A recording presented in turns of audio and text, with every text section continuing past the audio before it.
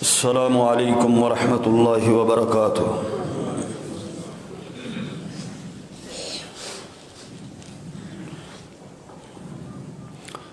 ان الحمد للہ نحمده ونستعینه ونستغفره ونعوذ باللہ من شرور انفسنا ومن سیئات اعمالنا،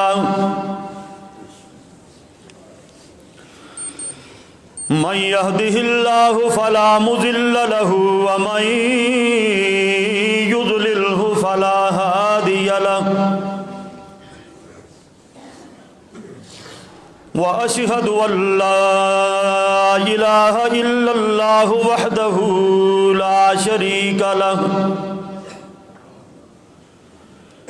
وأشهد أن محمدًا عبده ورسوله، أرسله بالحق بشيرا ونذيرا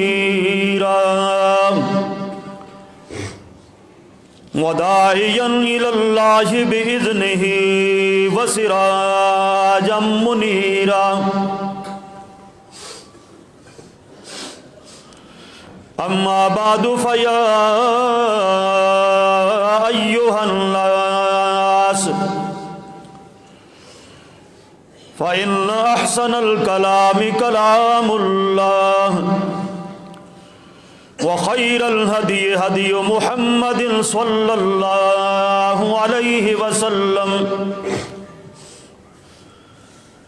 وشر الأمور محدثاتها وكل محدثة بدعة وكل بدعة ضلالة وكل ضلالة في النار۔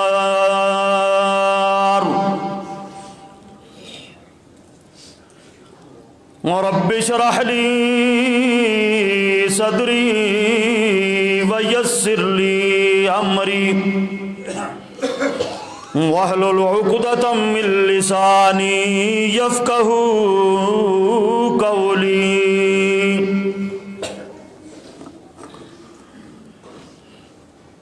سبحانك لا علم لنا إلا ما علمتنا إنك أنت العليم الحكيم۔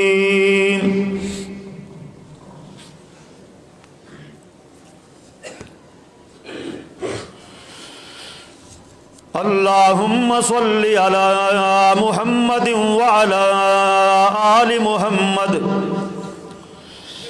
كما صليت على إبراهيم وعلى آل إبراهيم إنك حميد مجيد۔ اللهم بارك على محمد وعلى آل محمد كما باركت على إبراهيم وعلى آل إبراهيم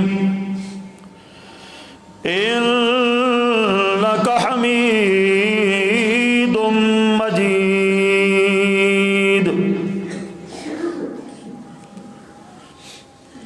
أعوذ بالله السميع العليم من الشيطان الرجيم،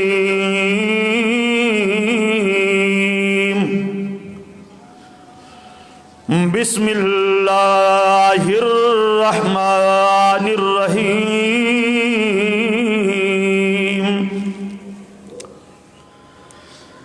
نحن نقص عليك أحسن القصص بما أوحينا إليك هذا القرآن وإن كنت من قبله لمن الغافلين۔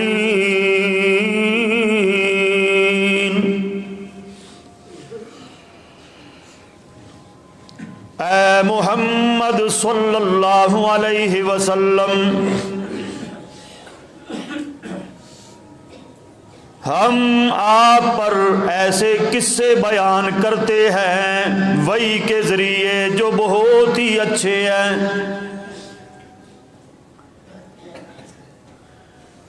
الیک ھذا القرآن، اس قرآن مجید کے اندر،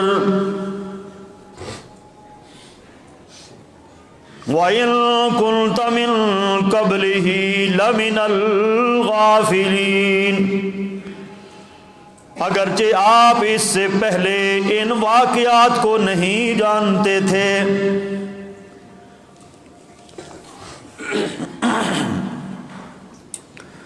بھائی قریب قریب ہو کے بیٹھ جائیں، آگے آگے ہو جائیں بھائی، چونکہ سردی ہے اور باہر جگہ نہیں ہے، اندر کچھ مریض بھی ہیں تو اندر تشریف لے آئیں۔ یہ بزرگ آگے آ جائیں جو بیمار ہیں۔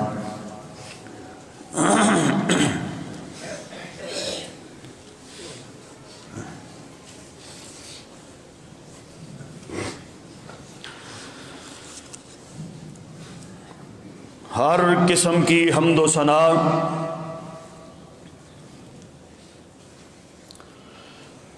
کبریائی، بڑائی، تعریفات، تمہیدات، تمجیدات اور تقدیسات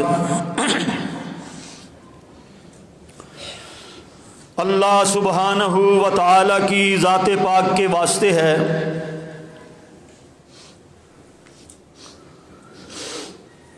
درود و سلام امام الانبیاء، حبیب خدا، جناب محمد الرسول اللہ صلی اللہ علیہ وآلہ وسلم کی ذات گرامی پر، کہ جن کی اطاعت اور فرما برداری نجات اور کامیابی کا ذریعہ ہے، اور جن کی نافرمانی سراسر تباہی، بربادی اور ہلاکت ہے۔ حضرات گرامی، جو آیت کریمہ میں نے آپ حضرات کے سامنے پڑھی ہے، سورہ یوسف کی آیت نمبر 3 ہے۔ حضرات، اللہ رب العالمین نے اپنی اس سچی اور سچی کتاب کے اندر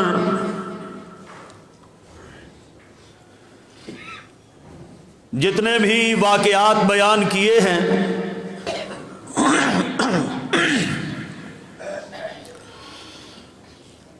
وہ سارے کے سارے واقعات سچے اور برحق ہیں۔ ان میں کسی قسم کا کوئی شک و شبہ نہیں ہے۔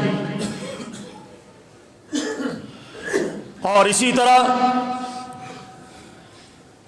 پھر جو واقعات محمد الرسول اللہ صلی اللہ علیہ وآلہ وسلم نے اپنی زبان نبوت سے بیان فرمائے ہیں، وہ بھی سچے اور سچے واقعات ہیں۔ ان کے اندر بھی کوئی شک و شبہ نہیں ہے۔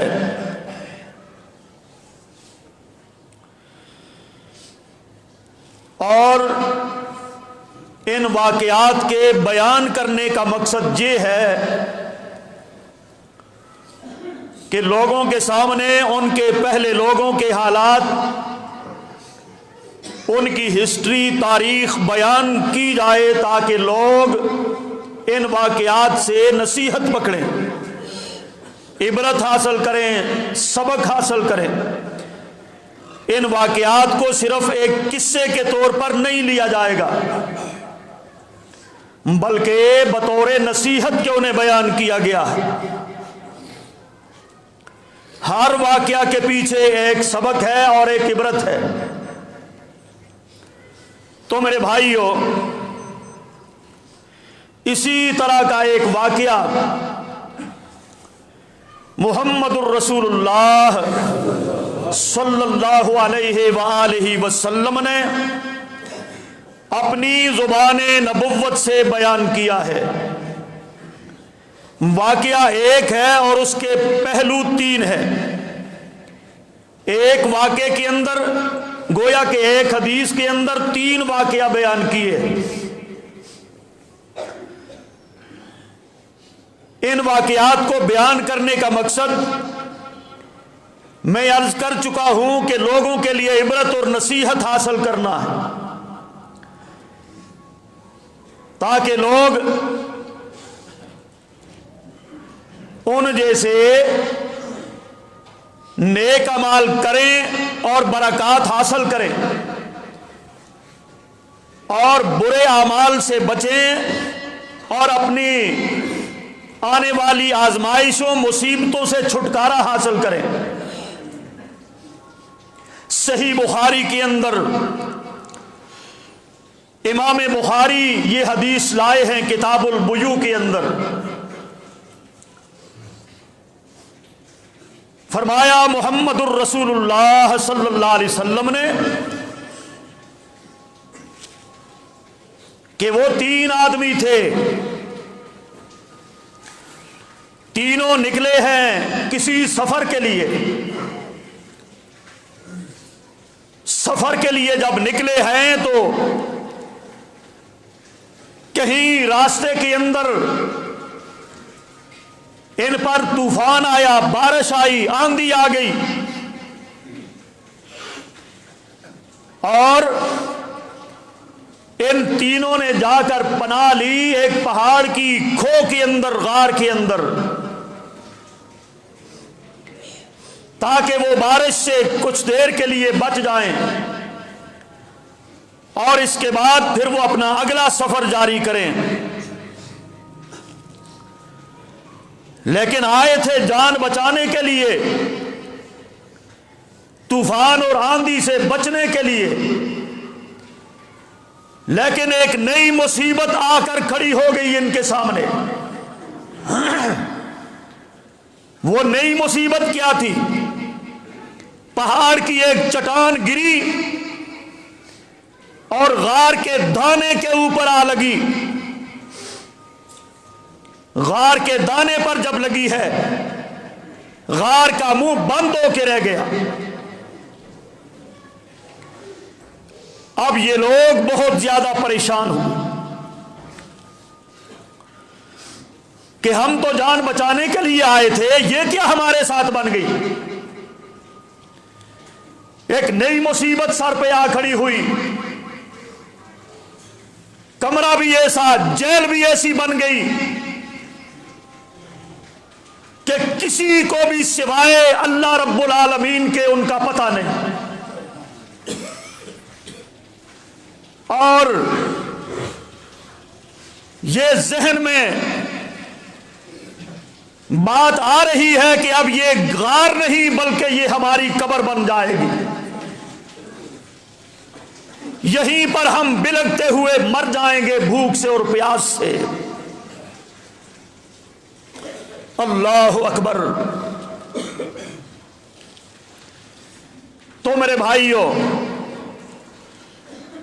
آپس کے اندر سوچ و بچار کرنے کے بعد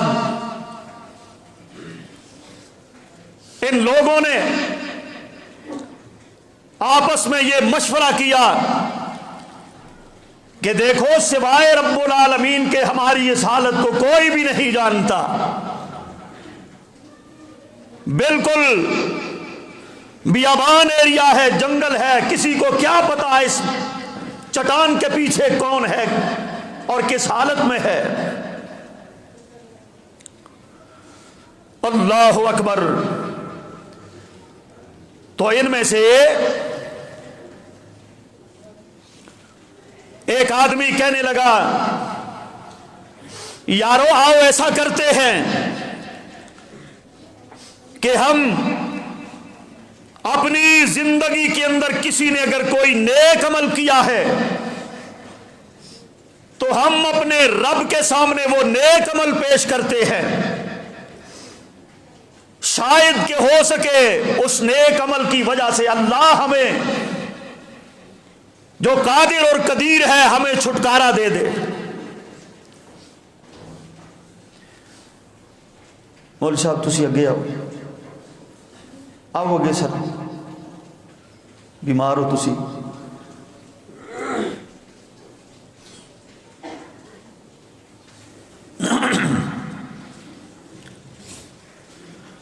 شاید ہمیں چھٹکارا مل پائے تو نیک اعمال کا وسیلہ پکڑو۔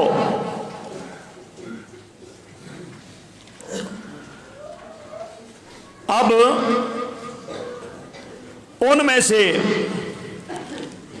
ایک بندہ یوں گویا ہوا، توجہ کرنا، کہنے لگا اے میرے پروردگار، تو جانتا ہے کہ میں بکریوں کا چرواہا ہوں، میں بکریاں چرایا کرتا ہوں، میرے گھر کے اندر دو میرے بوڑھے مائی اور باپ ہیں، اور میری یہ عادت ہے کہ میں اپنے والدین کی خدمت اس طرح کیا کرتا ہوں کہ گھر میں سب سے پہلے کھانا انہیں پیش کیا کرتا ہوں، اور ایک دن ایسا ہوا میں بکریاں چراتے چراتے کہیں دور جنگل میں چلا گیا، واپس آنے میں دیر ہو گئی۔ اللہ اکبر، ماں باپ کا اللہ نے بڑا درجہ رکھا ہے میرے بھائیو، یاد رکھنا۔ فرمایا وَقَضَىٰ رَبُّكَ أَلَّا تَعْبُدُوا إِلَّا إِيَّاهُ وَبِالْوَالِدَيْنِ إِحْسَانًا۔ اے دنیا والو، تمہارے رب نے یہ فیصلہ کر دیا ہے آسمانوں پر، تمہارے رب نے یہ فیصلہ کر دیا ہے آسمانوں پر کہ اللہ کے سوا کسی کی عبادت نہ کی جائے، اس کے سوا کسی کی عبادت کرنی جائز نہیں، اور وَبِالْوَالِدَيْنِ إِحْسَانًا، اور اپنے والدین کے ساتھ حسن سلوک سے پیش آیا جائے۔ یہ تمہارے رب نے دو فیصلے کیے ہیں، سورہ بنی اسرائیل، یہ تمہارے رب نے دو فیصلے کیے ہیں، عبادت کرو تو اس کی، اور عبادت کرنے کے بعد جو دوسرا کام تم نے کرنا ہے وہ اپنے بوڑھے والدین کے ساتھ حسن سلوک کرنا ہے۔ یہ کس نے فیصلے کیے ہیں؟ دو، تمہارے رب نے۔ عبادت اللہ کی، اور عبادت کے بعد دوسرا کام کیا ہے؟ اپنے والدین کے ساتھ حسن سلوک۔ اب یہ بندہ کہتا ہے میرے پروردگار، میں ایک دن بہت دور نکل گیا بکریاں چراتے چراتے، اور جناب جب میں واپس آیا تو رات ہو چکی ہے، میں نے جلدی جلدی اپنی بکریوں کا دودھ نکالا ہے، اور دودھ نکالنے کے بعد جب ہی میں اندر آیا ہوں ماں باپ کے کمرے میں نے دیکھا کہ وہ دونوں ہی سو چکے ہیں، ماں بھی سو گئی، انتظار کرتے کرتے میرا باپ بھی سو گیا، اور میرے ہاتھ کے اندر دودھ کا برتن ہے، اے میرے اللہ، میں نے انہیں جگانا بھی مناسب نہ سمجھا، دودھ کا برتن لے کے میں کھڑا ہو گیا، اور میرے قدموں کے اندر میرے بچے بھوک سے بلک رہے تھے اور رو رہے تھے، لیکن میں نے انہیں ان کے کے رونے کی بھی کوئی پرواہ نہیں کی اور ان کی بھوک کی بھی میں نے کوئی پرواہ نہ کی اور ان کے پیاس کی بھی میں نے کوئی پرواہ نہ کی. میرے بچوں نے بھی روتے روتے میرے قدموں میں رات گزار دی اور جب تک میرے ماں باپ بیدار نہ ہوئے ان کو پہلے میں نے دودھ پلایا اور اپنے بچوں کو میں نے بعد میں دودھ پیش کیا. صبح تک کھڑا رہا. اے میرے اللہ اگر تو جانتا ہے نا یہ عمل میں نے کسی دنیاوی مقصد کے لیے میں نے نہیں کیا تھا, صرف تجھے راضی کرنے کے لیے کیا ہے, تیری رضا کے لیے میں نے کیا ہے. اے ہمارے پروردگار اس بڑی مصیبت سے ہمیں چھٹکارا عطا کر. اب یہ ہوا جب اس نے یہ دعا کی اور اپنا یہ عمل پیش کیا رب کے سامنے تو چٹان تھوڑی سی نیچے ہو گئی.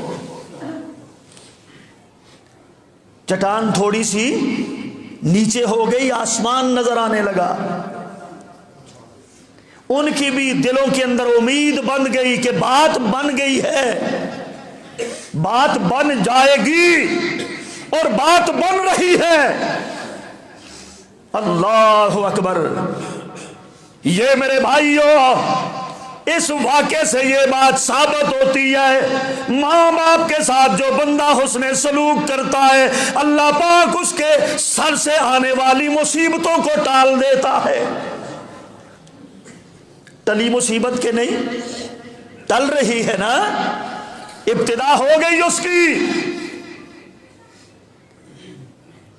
قرآن مجید میں اللہ پاک نے دوسرے مقام پہ فرمایا اے میرے پیغمبر اعلان کر دو کل ما انفقتم فللوالدین. اے میرے پیغمبر ان لوگوں کو بتا دو جو آپ سے خرچ کرنے کے بارے میں سوال کرتے ہیں کہ جناب ہم کہاں پہ خرچ کریں. ہیں اللہ کے نبی آپ انہیں بتا دو فللوالدین, سب سے پہلا نمبر تمہارے ماں باپ کا ہے. پہلا نمبر کس کا ہے؟ فللوالدین. یہ پہلا نمبر ہے مائی باپ کا. جب بھی حسن سلوک کرنے لگو پہلے ماں باپ کے ساتھ کرو. جب بھی کوئی کردار ادا کرنے لگو پہلے ماں باپ کے ساتھ کردار ادا کرو. اپنے بازو پھیلا دو, اپنے ماں باپ کے سامنے پھیلا دو.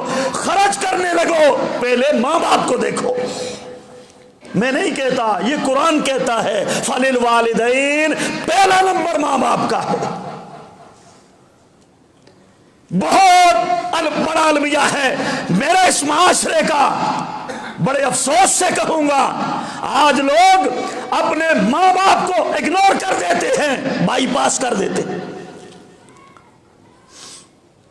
جن ماں باپ نے یہ 4-6 جوان بیٹے پالے ہیں, یہ بیٹیاں پالی ہیں, یہ بیٹے بھی پالے ہیں, ان کو تعلیم دلوائی ہے, ان کے لباس کا خیال رکھا, ان کی تعلیم کا خیال رکھا, ان کی تربیت کا خیال رکھا, ان کی سردی کا خیال رکھا, ان کی گرمی کا خیال رکھا, ان کی آسائشوں کا خیال رکھا, ان کو اعلیٰ عہدوں تک پہنچانے میں ماں باپ نے کردار ادا کیا. ڈگریاں دلوانے میں ماں باپ نے کردار ادا کیا. ڈاکٹر بننے میں ماں باپ نے کردار ادا کیا. انجینئر بننے میں ماں باپ نے کردار ادا کیا.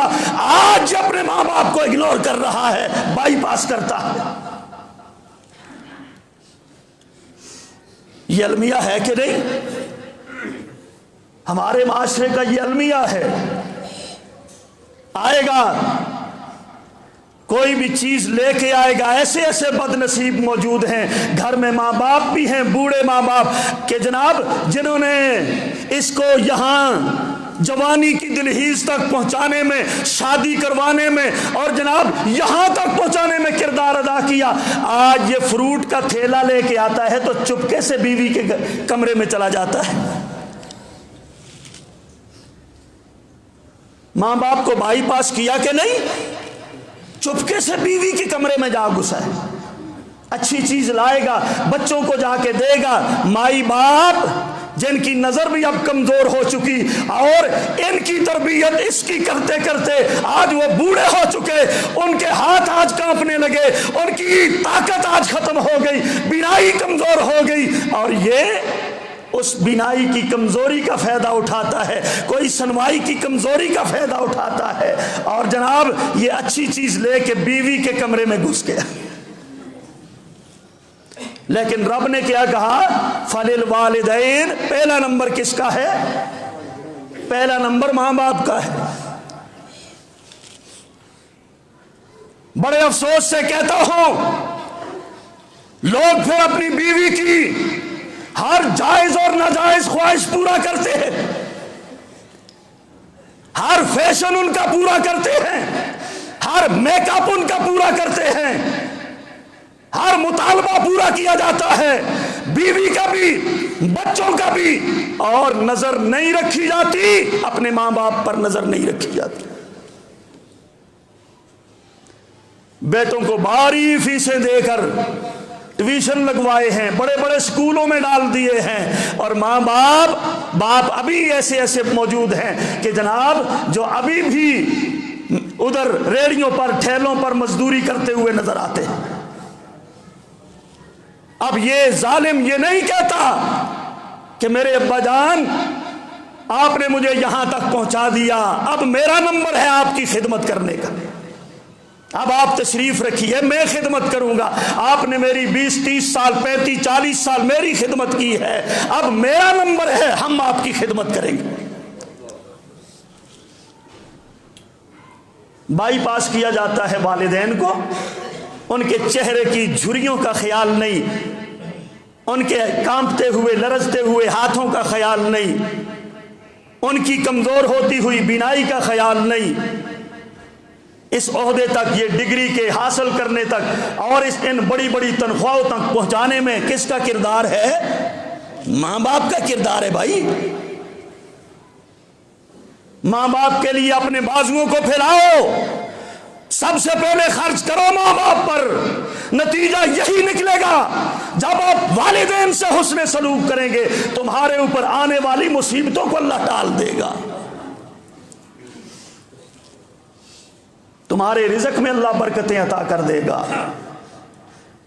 ایک بگڑا ہوا صحابی کا بیٹا آ گیا نبی کریم صلی اللہ تعالی علیہ وسلم کی خدمت میں، آ کر کہنے لگا اے اللہ کے پاک نبی جی، میرے باپ نے مجھ سے مال چھین لیا، میرا مال میرے باپ نے چھین لیا، میرے پیسے میرے باپ نے چھین لیے، میری جائیداد پہ باپ نے قبضہ کر لیا۔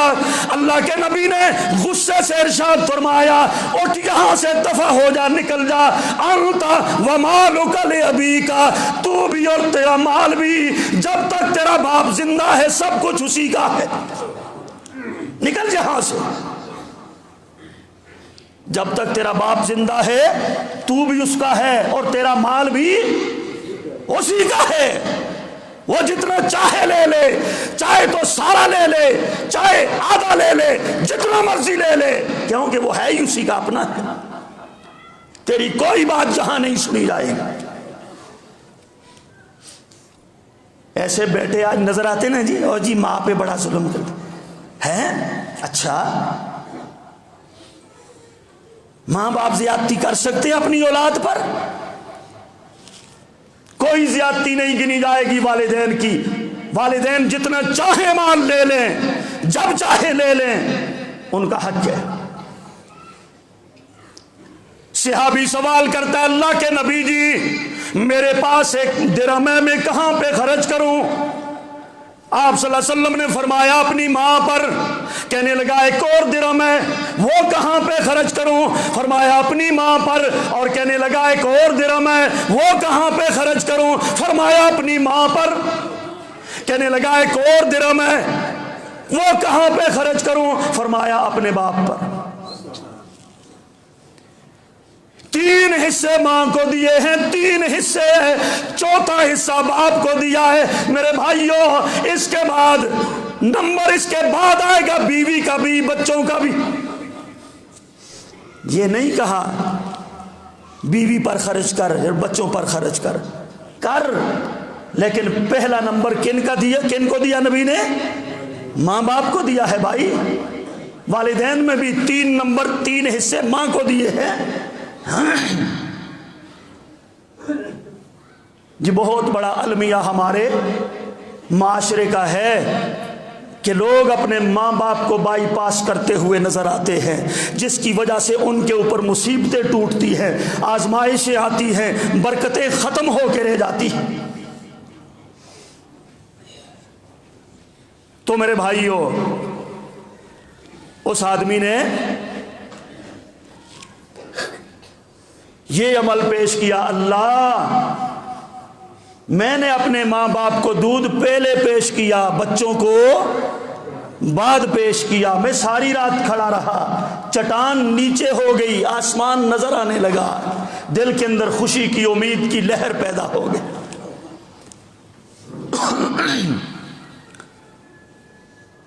اس کے بعد دوسرا بندہ اللہ کے سامنے ہاتھ اٹھاتا ہے، اے میرے پروردگار، اے میرے اللہ، تو جانتا ہے میں نے بھی اپنی زندگی میں ایک عمل کیا ہے، کیا بھی صرف تجھے راضی کرنے کے لیے ہے۔ میرے پاس کچھ مزدور کام کر رہے ہیں، ایک مزدور اس کی بھی مزدوری طے شدہ تھی، لیکن دن کے اپنی مزدوری کے دوران اس نے مطالبہ کر دیا میری مزدوری زیادہ بنتی ہے، کام کیوں کہ زیادہ ہے، لیکن اے میرے پروردگار میں نے اس کا مطالبہ قبول نہیں کیا۔ جو طے شدہ تھی 6 کلو چاول یا کچھ زیادہ۔ جب شام کا وقت ہوا وہ مجھ سے ناراض ہو کے مزدوری وہیں پہ چھوڑ کے چلا گیا۔ اس نے چاول لیے نہیں، چھوڑ کے چلا گیا۔ میرے پروردگار میں نے اس کے چاولوں کو رکھ نہیں چھوڑا تھا، چونکہ میرے پاس زمین کافی تھی، میں نے ایک زمین کے اندر اس کے چاولوں کو کاشت کر دیا۔ چاول کاشت ہو گئے، کھیتی تیار ہو گئی، بڑی فصل ہوئی اور جناب اور بڑھتی چلی گئی، اس فصل کے ذریعے آمدن اور زیادہ ہو گئی، بکریاں بھی میں نے اس کی لے لی اور بھیڑیں بھی اور زیادہ لے لی اور زیادہ اضافہ ہوا، گائے اور اونٹنیاں بھی لے لی۔ اے میرے پروردگار لمبا عرصہ گزر گیا، وہ بندہ لمبا عرصہ گزرنے کے بعد میرے پاس آیا، آ کر کہنے لگا اے اللہ کے بندے تیرے پاس میری مزدوری باقی ہے۔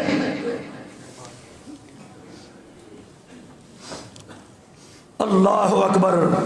اس نے بھی اس کو پہچانا اور اشارہ کیا، یہ پہاڑ کے دامن میں یہ جتنی بھی بکریاں ہیں، گائے ہیں، بھیڑے ہیں اور جو بھی مال یہاں پر چر رہا ہے، یہ سارے کا سارا تیرا ہے۔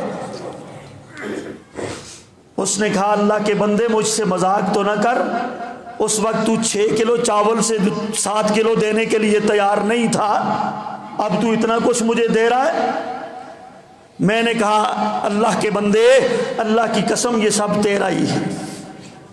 وہ بندہ بھی بڑا عجیب تھا، اس نے نہیں پوچھا یہ کیسے ہوا، کیوں کر ہوا، یا تیری بڑی مہربانی یا شکریہ، نہیں، بس گیا اور جا کر ہام کے سارا کچھ لے گیا۔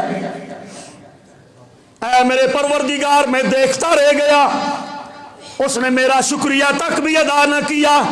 اللہ میں نے یہ تیری رضا کے لیے کیا ہے، میں نے تجھے راضی کرنے کے لیے کیا ہے، اللہ اگر تو جانتا ہے یہ عمل میں نے تیری رضا کے لیے کیا تھا، اس مصیبت سے ہمیں نجات دے دے۔ اور حدیث پاک کے اندر موجود ہے چٹان اور نیچے ہو گئی، چٹان اور نیچے ہو گئی لیکن نکل سکتے نہیں۔ اس پہ بھی غور کر لو تھوڑا سا، کیا ہوا بھائی؟ اس آدمی نے مزدور کی مزدوری کا حق ادا کر دیا، مزدور کی مزدوری کا حق ادا کیا ہے۔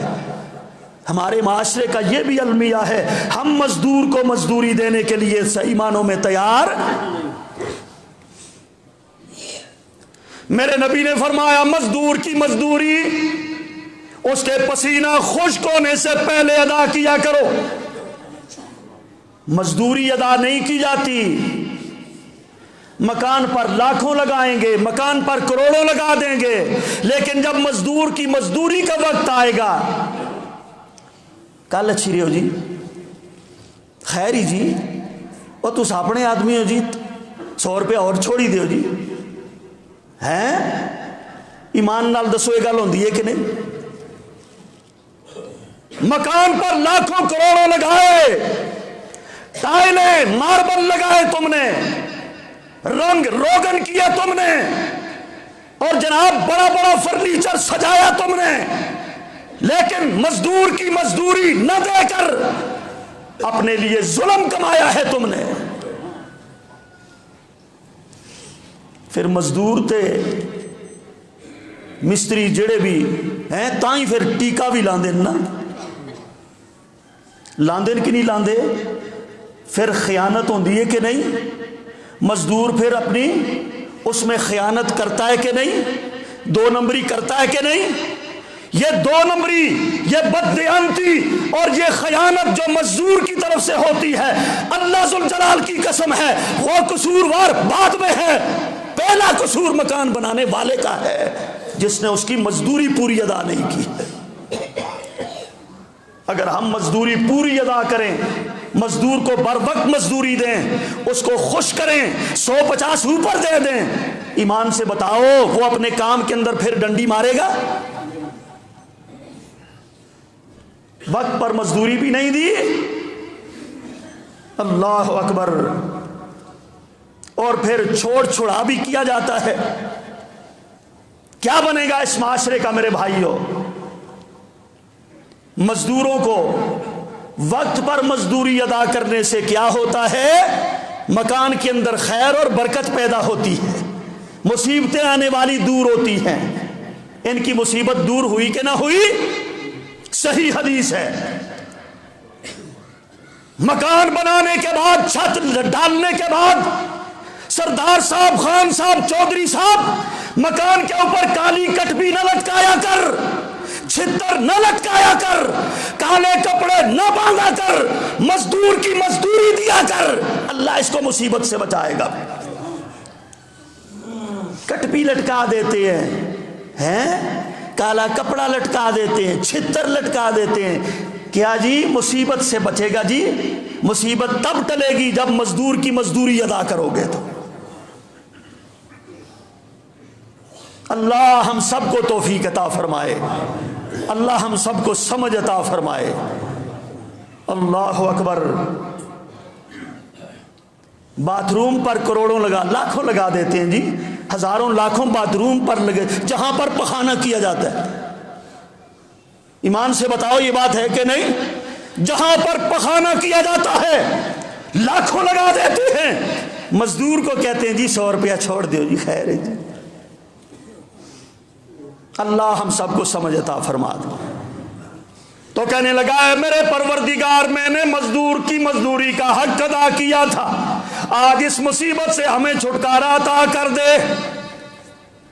تو میرے بھائیوں چٹان اور نیچے ہو گئی. معلوم ہوتا ہے مزدور کی مزدوری دینے سے بھی گھر کے اوپر آنے والی مصیبتیں اللہ پاک ٹال دیتا ہے. دکھ بھی ٹال دیے جاتے ہیں, مصیبتیں ٹال دی جاتی ہیں اگر آپ مزدور کی مزدوری کا حق ادا کرو گے.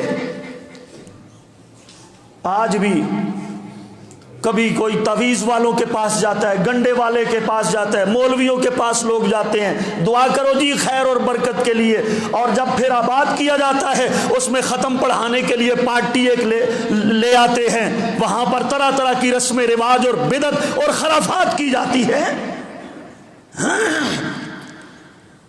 ادھر ادھر جانے کی ضرورت نہیں, اس طرح کی رسم رواج کرنے کی ضرورت نہیں. آپ مزدور کی مزدوری صحیح طریقے سے ادا کرو, اس مکان پر اور اس مکان کے مکینوں پر کبھی مصیبت نہیں آئے گی. تیسرا بندہ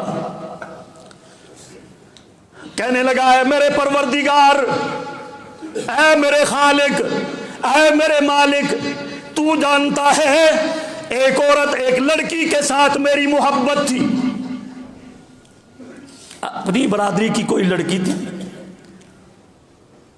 میں اس سے بڑی محبت کیا کرتا تھا لیکن اسے کوئی پرواہ نہیں تھی۔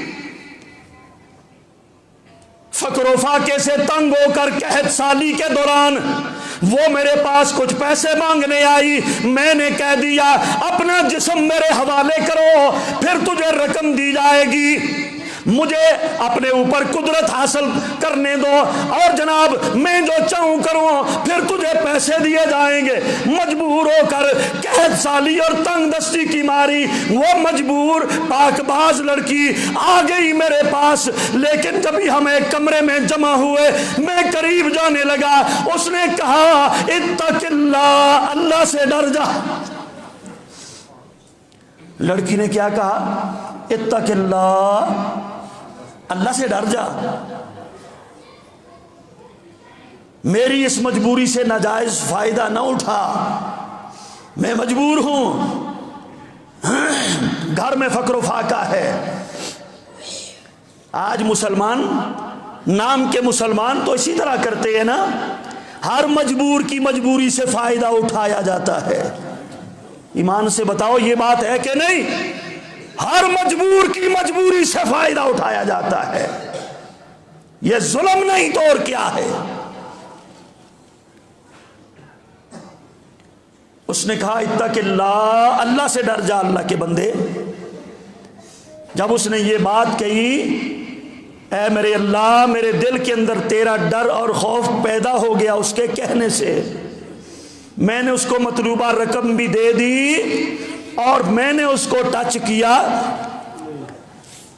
میرے پروردگار تو جانتا ہے میں نے تیری وجہ سے اس کو چھوڑ دیا، تیرا نام سن کے میں نے چھوڑ دیا، تیرے ڈر اور خوف کی وجہ سے چھوڑ دیا، اتق اللہ کے لفظ سن کر میں نے چھوڑ دیا۔ اے میرے پروردگار صرف تیرے نام پہ ہم نے اس کو چھوڑا، اللہ تو جانتا ہے میں نے یہ عمل تجھے راضی کرنے کے لیے کیا ہے، پھر اس مصیبت سے ہمیں نجات دے دے۔ اس نے یہ بات کی، جب اس نے یہ بات کی تو چٹان نیچے گر گئی،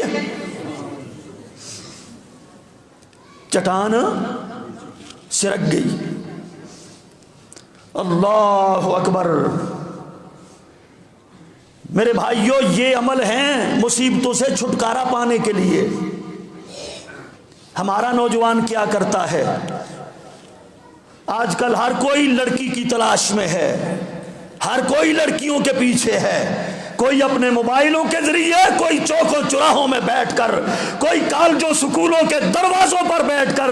تمہارے لیے بھی یہی پیغام ہے نوجوانوں، اتقوا اللہ، اللہ سے ڈرو۔